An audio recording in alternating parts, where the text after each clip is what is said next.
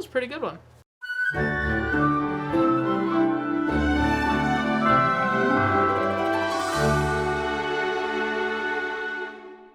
Welcome back to Ever Disney Movie Ever. My name is Jess and I'm watching Ever Disney Movie Ever. Today I'm going to talk about Brian's Song. Brian's Song is a 2001 ABC television release. It's directed by John Gray, cinematography by James Chressanthis, editing by Scott Vickery, music by Richard Marvin, and it's written by John Gray and Alan Clare. John Gray is best known for White Irish Drinkers, Gone, Grimm, and Ghost Whisperer. James Chressanthis is best known for No Subtitles Necessary, Laszlo and Vilmos, Urban Legend, Chicago, and The Witches of Eastwick. Scott Vickery and Richard Marvin I've covered in previous videos that we listed and linked in the description, and this is Alan Clare's only credit. This is based off a book by Gale Sayers and Al Silverman.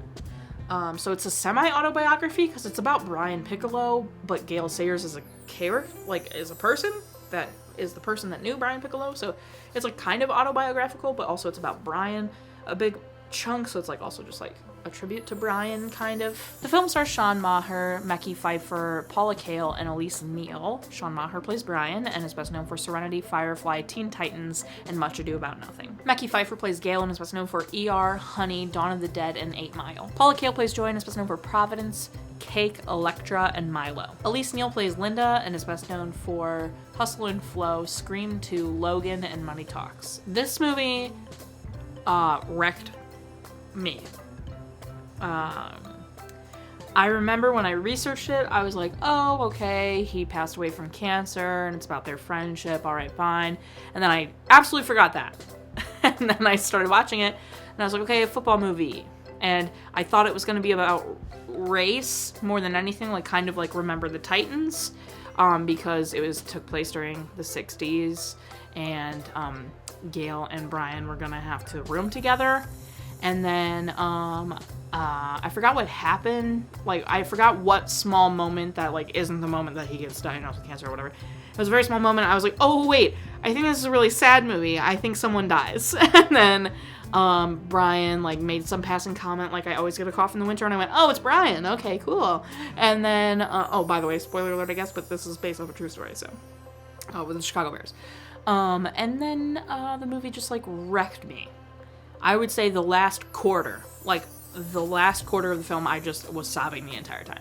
From the moment that the head coach, owner, whoever it is, says he's going to pay for everything, he's going to pay the hospital bills, he's going to pay for his daughter's college tuition when they get old enough to go to college. Like, he was like, I'm paying for everything for the rest of your life, basically. Like, I feel like all my players are my surrogate sons. I sobbed. From that point to the end of the film, I was sobbing. Like, I'd have small lulls where I, like, wasn't shedding a tear, and then something would happen and I'd be shedding a tear. Like, I would be sobbing. This, like, obviously story-wise was incredible. It was very moving. It was very well written. I think Sean Maher did a great job capturing the infectious extroversion that was Sean Maher, if that's how he actually was. Like, he just seems so constantly full of life and full of joy, and like you could tell that he like struggled and was really wanting something, but he just like never let it get him down. And then like when he got cancer, he tried to be positive all the time. It was just like really beautiful. And then I think Mekhi Phifer also did just like such a phenomenal job. But the story is very like, it was very well written. And then besides that, the film is technically kind of incredible, especially for a television release. There were multiple shots that I was like, this is cool. They had a bunch of shots where like something in the foreground was happening in slow motion while everything in the background was sped up. Like kind of like time stop? Stop motion? Not stop motion. Like a time lapse, like a time lapse. Wow, time stop. And those shots were really, really cool. It was also the version I found, which was definitely on YouTube, was really high quality as well, which I think paid a contributing factor, I'm sure. And then the music was so good. So I just feel like everything, technically speaking, in this film was on another caliber for a television release. The acting was incredible. The story was really well written. It was incredibly edited to like get me so sucked into the story that I was crying. And then the music and cinematography were also just so good, which you can then say, nice job, director, to get everybody to work together, make those choices. Like, really well done, really great direction. So, like, I feel like everything, technically speaking, was super well done. And then it obviously affected me emotionally very, like, deeply. Like, I was sobbing. Like, you know, it's a cancer story. Like, it just doesn't everybody sob? Brian Piccolo died in June of 1970 at 26. I'm older than 20. I'm 28. Like, I can't imagine. And then, like, he made this friendship with Cale, and I can't imagine watching my best friend go through that. It would change me for the rest of my life. Like, it was very well done. I don't really have a negative thing to say about it.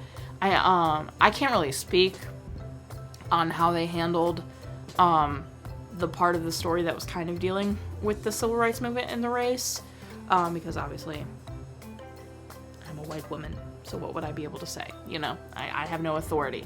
But I feel like they kind of, like, it felt like they wanted to do something with that part of the story, and they, like, tried, but then they're like, no, it's more like Brian's cancer story is more important. So it felt like they were gonna try something with, like, the race relations during the civil rights era and everything, and then they just, like, didn't.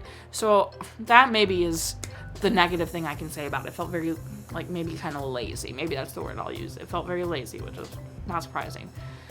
But the relationship between Cale and Brian and the story of their relationship was so good. The conversations between the women, though always semi-contained, speaking about the men, they made points like, our lives don't, like, people always assume our lives revolve around our men, and we're real people, and, like, you know, there was a moment where she was like, how are you? And she answered about, like, her husband, and the other, you know, Joy was like, I asked how you are. And, like, they made points about that, which I really loved. I really loved that they, like, kind of shed a light on that and focused on that. That was, but besides the, like, taking care of financial stuff, sob moment, when Brian finally says, like, I love you to his wife, because there's, like, a whole joke throughout the movie, that every time Joy says, I love you to Brian, he always says, like, me too, or, like, he never says back at you, but something similar to back at you, or me too, or he never says the words, I love you too, or I love you, and it's, like, a whole joke. He's like, you know how I feel, and then right at the end, like, there's a moment where, like, he definitely knows he's dying, and he just starts saying, I love you, Joy, I love you, I love you, I love you, as many times as he can. I was sobbing, and she's, like, holding his hand over his, you know, like this, and she's over his body, and she's like, I love you too, I know, I love you too, and I was a mess. And then when Cale left the hospital, when he knew that was the last time he was gonna see Brian, he said, see you tomorrow, but he knew that that was it. He, like, walked out of the hospital, and he's walking with his wife, and the second they, like, reached their car, he just, like, leaned into the car and broke down sobbing, and I'm getting semi-emotional thinking about it. I was sobbing. It was good. Okay, that's everything for Brian's song. Highly recommend watching this. I feel like our television releases, like, that haven't been, like, decoms or whatever, have been kind of like, okay, it's fine, or, oh, that was really bad, or, okay, it's fine. This, probably one of the best ABC television releases we've watched, I've watched, I would say. This, my final rating for this is a 9 footballs out of 10. Our total movie count is. Our cry count is. Parent Death Toll is still the same. If you want to keep up with the Movie I'm Watching When, follow me on Instagram and Twitter. You'll find out what movie I'm watching when. I put out videos every Monday, Wednesday, and Friday. Join Patreon. Always doing fun stuff over on Patreon. It's a good time over there. Buy merch. This is the OG EDME. Well, the OG EDME hoodie.